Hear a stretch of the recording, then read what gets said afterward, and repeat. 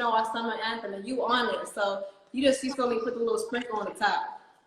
My favorite shit, period, point blank, nothing better than anything in 2019 was I was hanging out at a lot of like mixed clubs and, mixed environments where it's multiracial and stuff.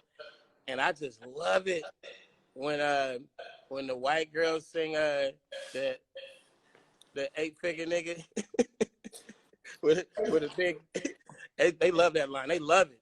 They love it. I feel like you probably didn't intend to do that, but to me that's one of those things that fights racism. That breaks down racial, separation and stuff. Because to be able to say it and express it, whether it's true or not, you saying these words that it sounds like music. It's like, it sounds like you shouldn't be saying that, but what you're really saying is, I love interracial relationships. Do you like interracial relationships?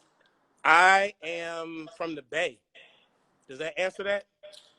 Yeah, so let the people know what they can find in the Bay Area. Because I know there's a lot of Filipinos out there, and I'm half Filipino. So when I leave out the Bay, from the Bay, as a youngster moving around, you would see a girl, she kind of fair skin, lighter skin, and she got a little hair, whatever, curly, straight hair, whatever.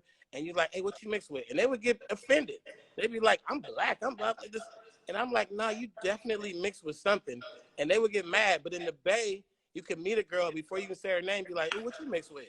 And she'd probably tell you that her mama's this, her daddy's that.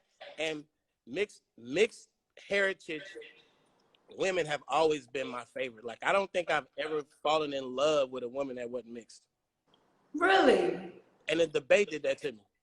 Really? Because it's something you get, I feel that way about life too. Like biracial babies are, you could take the two ugliest motherfuckers from different races, and they fuck and make a baby, and that baby just be beautiful. It happens all the time. It's laughing, but it's true. Bruh. You be like, I know y'all didn't make that little pretty baby. And you can see the features in it, though. You like, but y'all did. I see it. True story.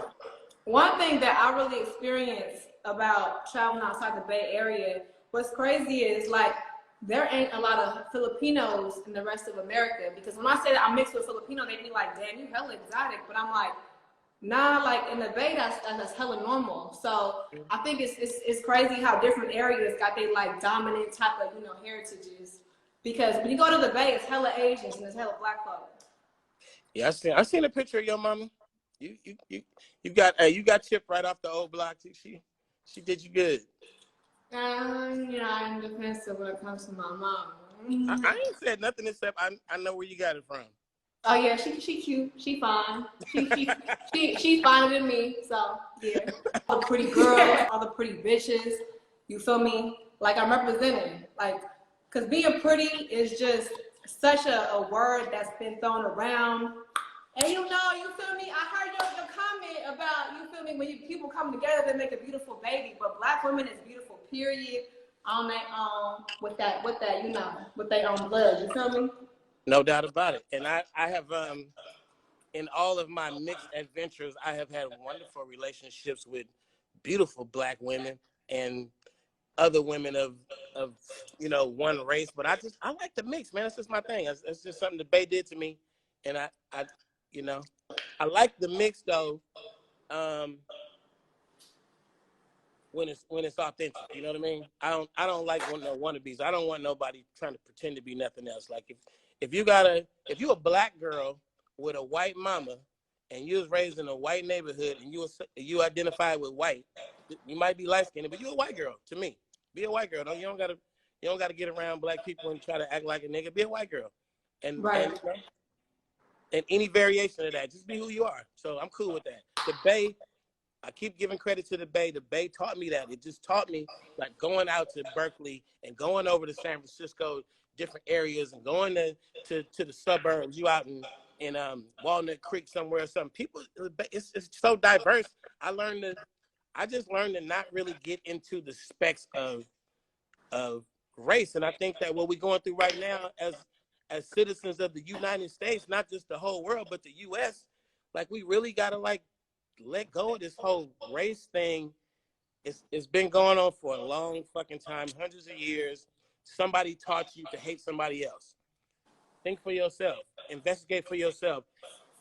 Human beings have contributed to the human race throughout the ages. Not just white people, not just black people. Human beings, Asian people have given great things. Native Americans have given us great things. People from everywhere, people from India have given us great things that like science, math, everybody contributed. Africans, everybody contributed. So I think that at some point we gotta like, you as the person who's been programmed the wrong way, somebody taught you to hate something. I'm not saying you, but I'm saying the person who's been taught to hate. You didn't hate on your own. You got taught that. Like you gotta just let it go, bro. Let the hate go, and then we'll get to all this other stuff about how we gonna fix ourselves completely as a whole. But you yourself just need to stop hating for no good goddamn like reason. unity, And that, colorism, and racism is real. So as a unit, because like I know I'm mixed, but at this time, you feel me? Like black is something that I'm standing for because of what's going on. So we need to stay together as a unit and just like acknowledge the beauty of blackness, the beauty of unity, and the beauty and the beauty of sticking together. unity. Unity. That's a female cute rappers? little word right there.